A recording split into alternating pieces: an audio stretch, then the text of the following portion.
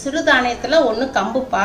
இந்த மாதிரி நீங்கள் சாப்பிடுங்க. ரொம்ப நேரம் வயிறு ஃபுல்லாக இருக்கும், ரொம்ப பசிக்காது. வெயிட் லாஸ் பண்ணவும் உங்களுக்கு யூஸ்ஃபுல்லாக இருக்கும். வாங்க எப்படி சொல்லலான்னு பார்ப்போம். 1 கப்பு கம்பு போட்டிருக்கோம், 1/4 கப்பு உளுந்து.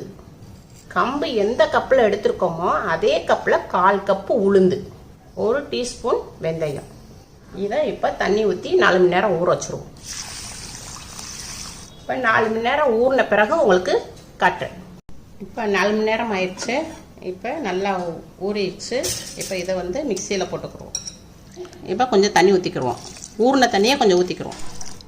கொஞ்சோண்டு சோறு போட்டிருக்கேன்ப்பா. இது எதுக்கு சோறு போட்டிருக்கேன்னா மாவு வந்து நல்லா புளிக்கும். இப்போ இது அடித்து கொண்டு வரேன் பண்ணுறப்பா. நான் மிக்சிலேருந்து அடித்து கொண்டு வந்திருக்கேன். இதை ஒரு பவுலுக்கு மாற்றிக்கிடுவோம். இந்த அப்படி அடிச்சிருக்கோம். நீங்கள் தண்ணி இல்லைன்னா கொஞ்சமாக ஆட் பண்ணிக்கோங்க. நான் தண்ணி எதுவும் ஊற்றலை, அதில் எனக்கு தண்ணி இருந்தது, அதனால் நான் ஊற்றலை. நீங்கள் தண்ணி பத்தலைன்னா நீங்கள் ஊற்றிக்கோங்க. தேவையான அளவு உப்பு போட்டுக்கோங்க. நான் வெயிட் லாஸ்னால நான் பிங்க் சால்ட்டு போட்டிருக்கேன். இதை வந்து ஒரு 4 மணி நேரத்துக்கு நம்ம அப்படி வச்சிடணும். அது பொங்கி வரும். 4 மணி நேரம் ஆயிடுச்சு. இப்போ ஓப்பன் பண்ணி பார்ப்போம். மாவு நல்லா பொங்கி இருக்கு. இந்த மாவில் ஒரு மீடியமான வெங்காயம் பொடியாக நறுக்கி போட்டிருக்கேன்ப்பா. ஒரு மீடியமான கேரட்டை துருவி போட்டிருக்கேன். ஒரு பச்சை மிளகா பொடியாக நறுக்கி போட்டிருக்கேன். கொஞ்சம் கொத்தமல்லி இலையும் பொடியாக நறுக்கி போட்டு இதை ஃபுல்லாக மிக்ஸ் பண்ணிக்கிடுவோம். அடை மாவு பதத்துக்கு நம்ம மிக்ஸ் பண்ணிக்கிடுவோம். தோசைக்கல் சூடானதும்ப்பா. நம்ம வந்து மிக்ஸ் பண்ணி வச்சுருக்க மாவை வந்து அடை மாதிரி சின்னதாக திக்காக ஊற்றிக்கணும். தோசை மாதிரி பெருசாக ஊற்றக்கூடாது.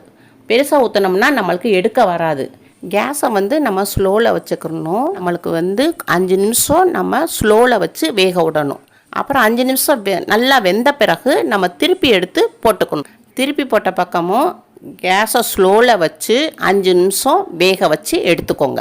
சிறுதானியத்தில் ஒன்று கம்புப்பா. இந்த மாதிரி நீங்கள் சாப்பிடுங்க. ரொம்ப நேரம் வயிறு ஃபுல்லாக இருக்கும், ரொம்ப பசிக்காது. வெயிட் லாஸ் பண்ணவும் உங்களுக்கு யூஸ்ஃபுல்லாக இருக்கும். வீட்டில் செஞ்சு பாருங்கள். செஞ்சு பார்த்துட்டு அம்மாவுக்கு லைக் பண்ணுங்கள், ஷேர் பண்ணுங்கள், சப்ஸ்கிரைப் பண்ணுங்கள்.